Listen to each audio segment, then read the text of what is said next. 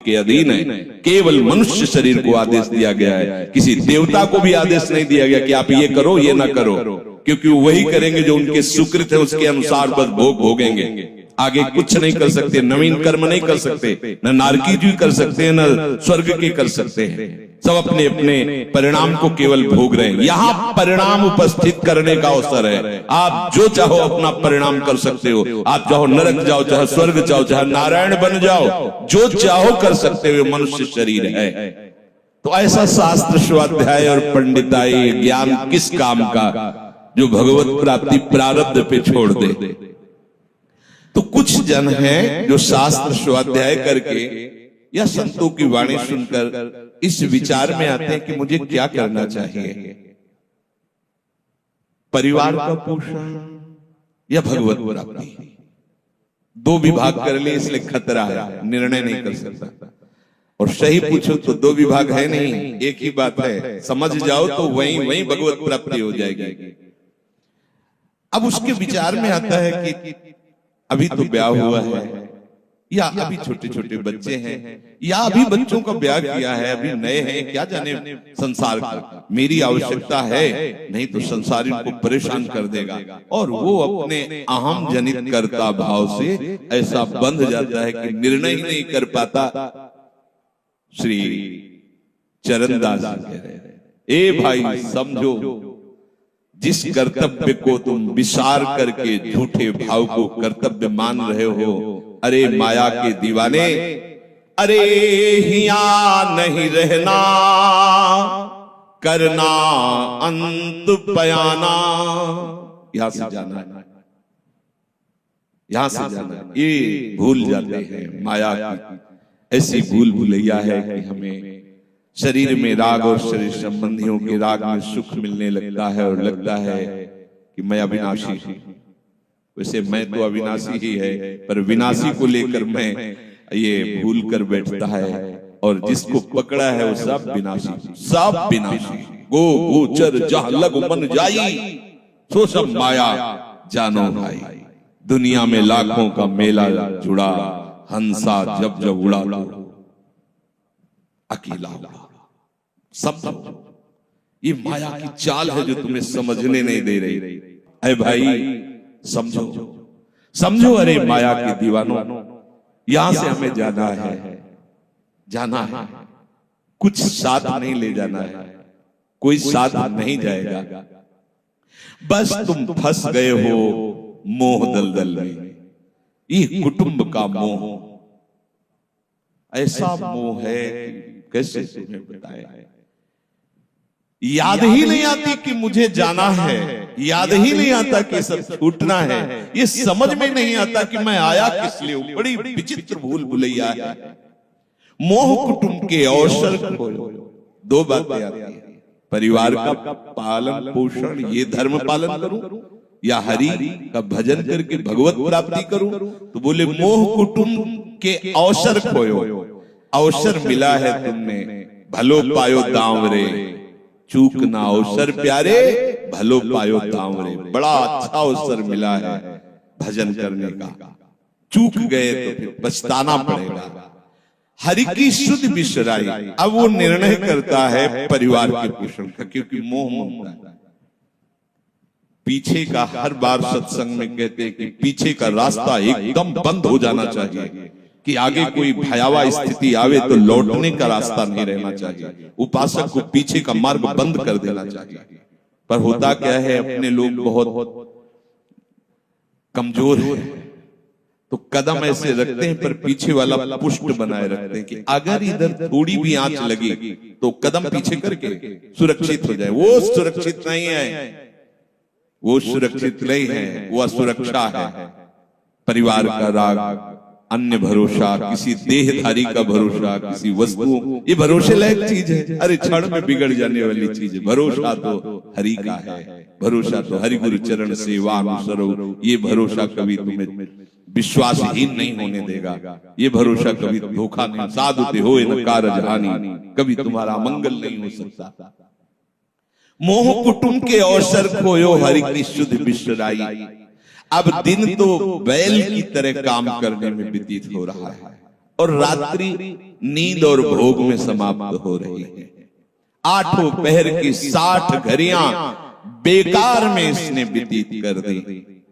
एक क्षण भी शांति से बैठकर विचार नहीं किया कि मेरा जन्म किस लिए हुआ है, मैं क्या कर रहा हूं, और अपना कुशल चाहता है। एक छिन हरि को नाम लीनो, कुशल कहां थे हुई, तब लग कुशलन जीव को सपने हो मन विश्राम। स्वप्न में भी शांति नहीं मिल सकती जब तक भजन नहीं करोगे।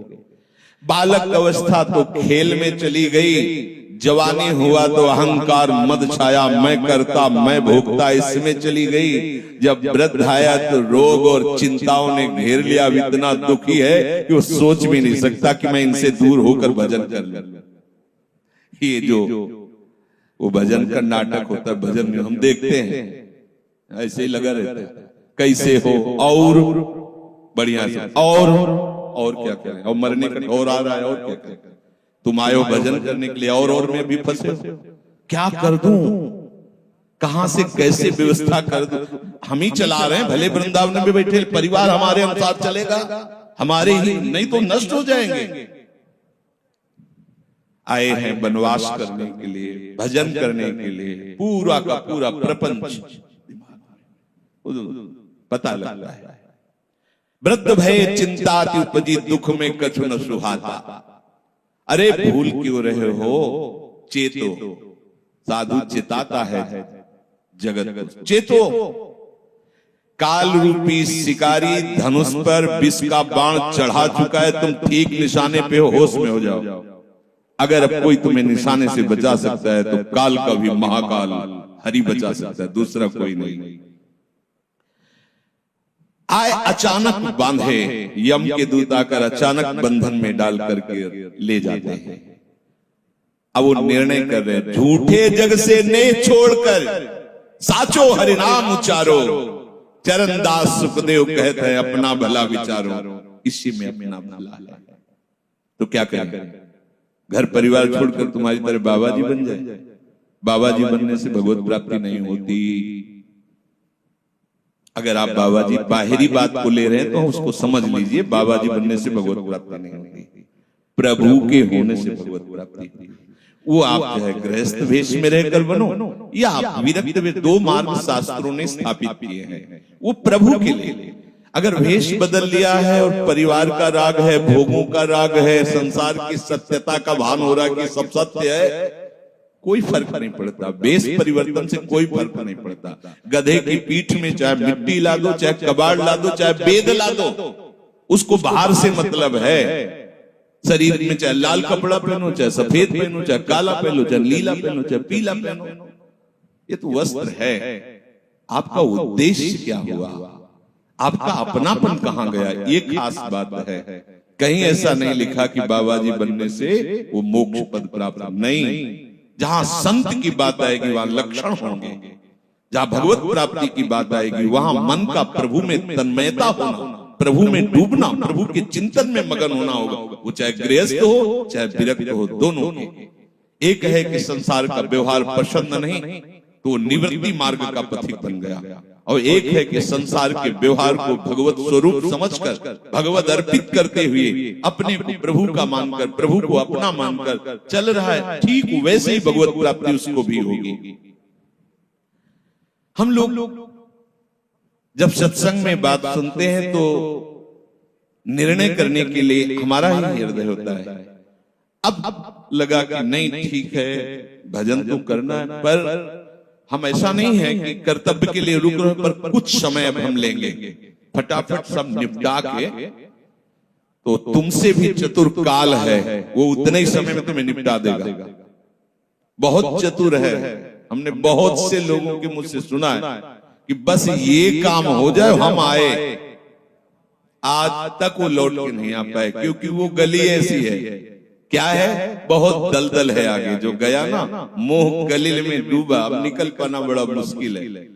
सत्संग में इतना सामर्थ्य है कि अभी आप सुन रहे हो, अभी आपको ऐसे सब ऐसे लगेगा, ऐसे ऐसे निकल जाएंगे, और गेट के बाहर होइएगा, वो हवा लगने दीजिए, तब लगे कैसे निकले। ऐसी प्रचंड माया है। इसीलिए तनहि राख सत्संग में तो मन ही प्रेम रस भयो, तब मन प्रेम रस में बराबर सत्संग होता रहे, बराबर साधु संग मिले। ऐ साधु, ये तमाशा है, तमाशा बस 2 घड़ी का तमाशा है। यहां जितने इकट्ठे हुए हो ये सब मिल नहीं सकते। माता पिता भाई बंधु सब बिछुड़ते चले जा रहे हैं। जो ही आकर सब इकट्ठे मिले हो ये कभी इकट्ठे नहीं रह सकते। ये कुछ समय का है। संतों ने इसे 2 घड़ी का ऐसे ऐसे व्यतीत हुआ। हम लोग परिवार को अपना मैं मानकर, मेरा मानकर के जो पोषित कर रहे हैं वो कुछ समय के लिए है। जैसे नाव नदी के ऊपर बाट बटाऊ आए, मिल मिल जुदे होए पल माही आप को जावे। जैसे नदी पार करने के लिए 50 लोग इकट्ठे हुए नाव में बैठे, नाव किनारे पहुंचे, सब अपने अपने मार्ग को चले जाते हैं, कोई किसी का साथ नहीं देता है। ऐसे ही मृत्यु का समय आया, आप कितना भी प्यार करो लौट के आपसे पूछने के लिए नहीं आएगा आप कैसे हो, या आपने कितना भी सबके लिए किया है, मोह से युक्त होकर अपना जीवन, विशेष जीवन आपने दे दिया, लेकिन आपकी क्या दुर्गति होगी किसी को कोई परवाह नहीं है। फूंक ताप के 10-5 दिन में वो जो दिन क्रिया हुई, इसके बाद सब मौज मस्ती में होते हैं। कोई तुम्हारा चिंतन, कोई तुम्हारा नाम नहीं लेगा, कोई तुम्हारे लिए आंसू नहीं बहाएगा। वो अगर कोई रोता है तो हमने सुना है कैसे रोता है। आज तक हमने जो कहा वही इन्होंने पूरा किया, मतलब अपनी कामनाओं की पूर्ति के लिए रोता है। अब कौन हमारी बात सुनेगा। तुम कितना हमें चाहते थे, कोई नहीं उतना चाहता। क्या कह के रो रहा है, क्या कह के रो रहा है, अपनी कामनाओं की स्वार्थ की पूर्ति के लिए रो रहा, तुम्हारे लिए नहीं रो रहा। ये भगवान का बगीचा है संसार, रंग बिरंगे फूल हैं, कुछ तो कली ही मुरझाकर नष्ट हो जाती है, कुछ फूल खिलकर नष्ट हो जाते हैं, कुछ में ऐसी सुगंध आती, थोड़ा सुगंध फैलती, वो भी नष्ट हो जाते हैं। ये बगीचा केवल देखने में सुहावना लगता है बड़ा भयावना, इसमें मृत्यु का तांडव हो रहा है। आप देखो प्रतिपल मृत्यु भयावह, पर कैसी माया है। सामने वाला पतिंगा जला फिर भी वो जाके उसी में जलता है। ऐसे फूंक के आ रहे हैं एक को, और उनको ये वैराग्य नहीं हो रहा कि मेरे शरीर की भी यही दशा होनी, मुझे कुछ कर लेना चाहिए, ऐसे कुछ कर लेना चाहिए जिससे हम कालातीत अवस्था को प्राप्त हो जाए। क्यों नहीं कर पाता। दारा सुत संपत्ति को सुख, ज्यों मोती ओस बिलावे, यहाँ ही मिले और यहाँ ही नासे, ता क्यों पछतावे। अरे भाई, ये पुत्र और परिवार का मिलन और ये सुख ऐसा है जैसे पत्ते में ओस की बूंद, कितने सेकंड में ढल जाएगी कुछ पता नहीं। ऐसे ही है, बड़े हर्षित हो रहे हैं, बाजे बजवा रहे हैं, बहुत दिनों बाद लड़का हुआ है, फूले नहीं समा रहे, और काल की अवधि बहुत खत्म। अब वो बूंद जो है पत्ते में गिर गई। अब किस बात को लेकर यहाँ खुशी मनाई जाए, किस बात को लेकर हम यहाँ गर्व करें, बहुत सावधानी की जरूरत है। जो यहाँ मिला वो यही छूट जाएगा। आप जब जाओगे तो आपके साथ हरि भजन वो किया नहीं, आपके साथ ही हरि उनको माना नहीं, क्या करो, कुछ दे दे, क्या सबको सुख देने की भावना, सब में प्रभु की भावना, जो भी तुम्हारे पास मन वचन कर्म से प्राप्त हुआ है वो सबको सुख देने के लिए, सब में प्रभु है। ये बात समझ में नहीं आएगी, सबको क्यों सुख दें, क्योंकि सुख मिलना है। आप सिद्धांत समझो, आप सबके सुखों को खींच करके उनको दुख देकर सुखी होना चाहते हो, तो वो दुख लौटकर बड़ा भारी रूप रख करके आपको भोगना पड़ेगा। आप दूसरे को सुख दिए तो सुख लौट के बड़ा भारी सुख आपको देगा। ये सिद्धांत समझो ना, पर समझ ठीक है नहीं। तो हम दूसरे को दुख दे करके अपने को सुखी मानना चाहते तो वो दुख बहुत बड़ा रूप रख के आता है और हम दुखी हो जाते। नहीं, आज तक तो सब लोग सुख के लिए ही कर रहे हो, तो सुखी हो जाना चाहिए। मतलब गलत है, कहीं ना कहीं सिद्धांत गलत है। सत्संगति को लाभ बड़ो है, साधु भक्त समझावे, चरण दास ही राम सुमिर ले, गुरु सुखदेव बतावे। चरणदास जी कह रहे तुम्हारा परम हितकारी हरि है, उसी से नेह लगा लो, सदगुरु के वचनों पर विश्वास करो, प्रभु के नाम का निरंतर रटन करो।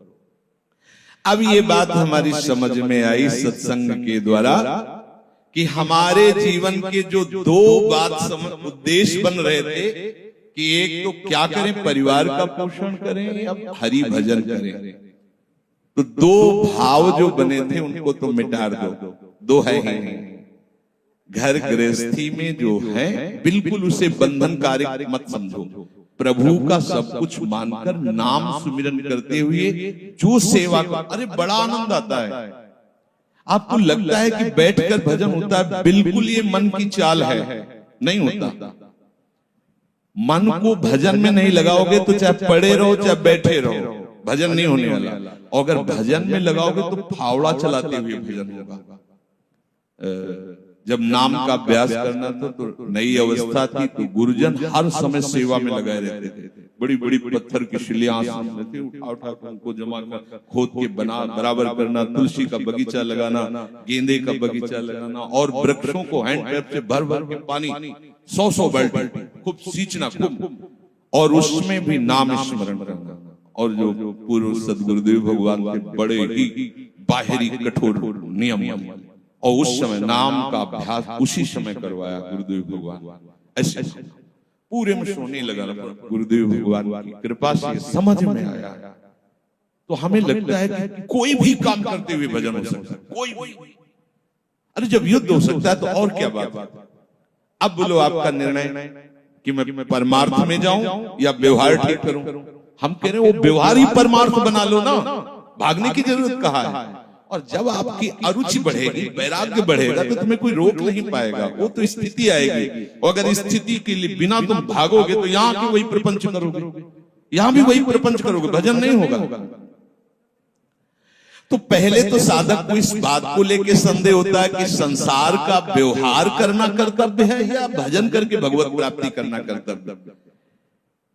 अब उसका सत्संग के द्वारा निर्णय होता है, चाहे शास्त्र का चाहे संतों का, कि नहीं नहीं मुझे तो इस जन्म में भगवत प्राप्ति करनी है। संसार के इन सब कार्यों को तो बहुत जन्मों में किया है, अब इस जन्म में भगवत प्राप्ति करनी है। ऐसा निर्णय सत्संग से होता है। जब ऐसा निर्णय हुआ तो भोग उसे कड़वे लगने लगे। ये शरीर का विलास, इंद्रियों का विलास उसको एक दुखद लगने, कैसे कैसे छोड़ूं, कैसे हटूं। अब उसी को वैराग्य कहते हैं। अब उसके अंदर वैराग्य बढ़ने लगा।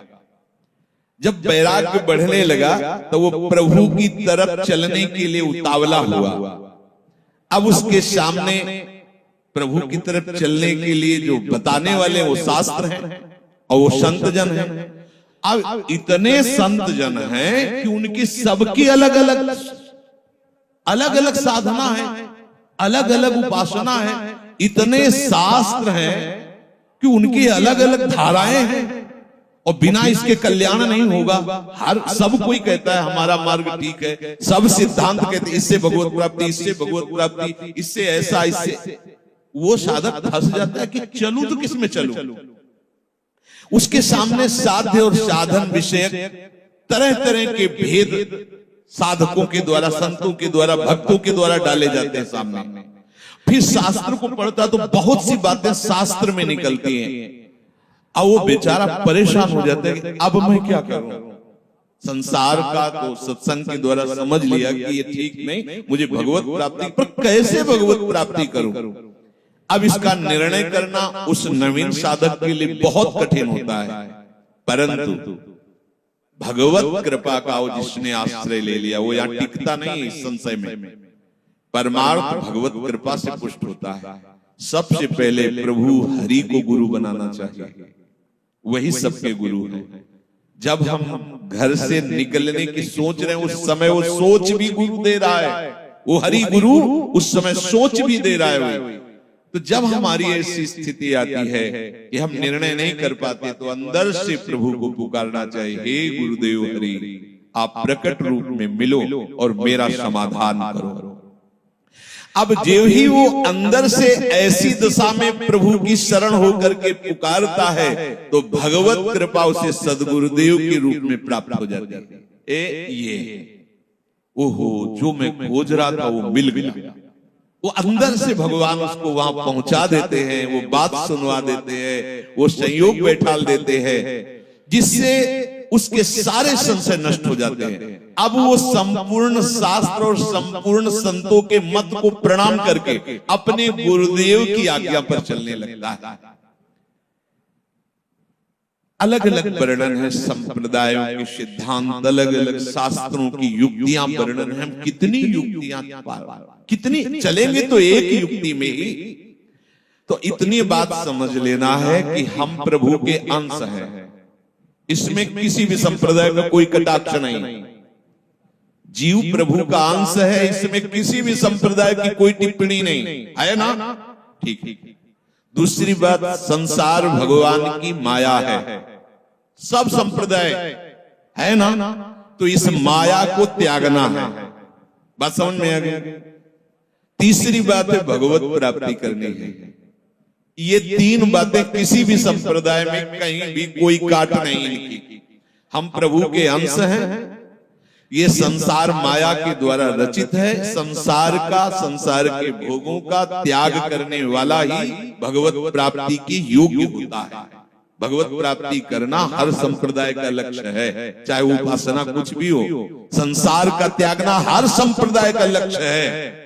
कोई भी आप शास्त्र, सिद्धांत या संप्रदाय देखिए, संसार के भोगों का, संसार की आसक्ति का त्याग, और हम प्रभु के हैं, ये सिद्ध बात है। किसी भी संप्रदाय में हो, जीव भगवान का अंश है, ये निश्चित बात है। तो ऐसा निर्णय गुरुदेव की कृपा से स्वाभाविक हो जाता है कि अब सब सिद्धांतों को भले सुन ले, लेकिन हमें चलना का हमें पता है। हमारे गुरुदेव ने हमें बता दिया है, हमारे माई श्यामा राज, हमें चलना। राहु को काहू मने दिए, पर मेरे प्राणनाथ श्री श्यामा शपथ करो तृण छिए, मन क्रम वचन त्रिशुद्ध सकल मत, हम श्री हित हरिवंश उपासी, हा हरि रा राधा वा वृंदावन सा सहचरी। साधक की बुद्धि गुरुदेव के प्रताप से उपासना में निश्चल हो जाती है। एक एक बात को समझिए। प्रभु कह रहे, जिस काल में शास्त्रीय मत भेदों से विचलित हुई तेरी बुद्धि निश्चल हो जाएगी, परमात्मा में अचल हो जाएगी, उसी काल तू योग को प्राप्त हो जाएगा। कैसे होगी निश्चल? अगर हम शास्त्रों में भटकते रहो, कई बार समझने के बाद भी ये निश्चय होता था कि ये आश्रय ठीक है या अहम ठीक है। क्योंकि जब एक हम बहुश्यामा वही ब्रह्म बहुत रूप, मैं भी तो ब्रह्म हूं ना। मैं भ्रम से अपने को अंश मान रहा हूं, भ्रम से अपने को जीव मान रहा हूं, भ्रम से अपने को शरीर मान रहा हूं। वही सेवक से विभाव बिन भव तरी उर्गार का बिना सेवक और स्वामी के भाव के संसार से तरा नहीं जा सकता। एक में है सेवक स्वामी भाव के बिना नहीं तरा जा सकता, और एक है कि जब तक सेवक स्वामी भाव भेद है तब तक अविद्या है, अविद्या है तो मोक्ष नहीं। बड़ा झंझट है, बड़ी समस्या है।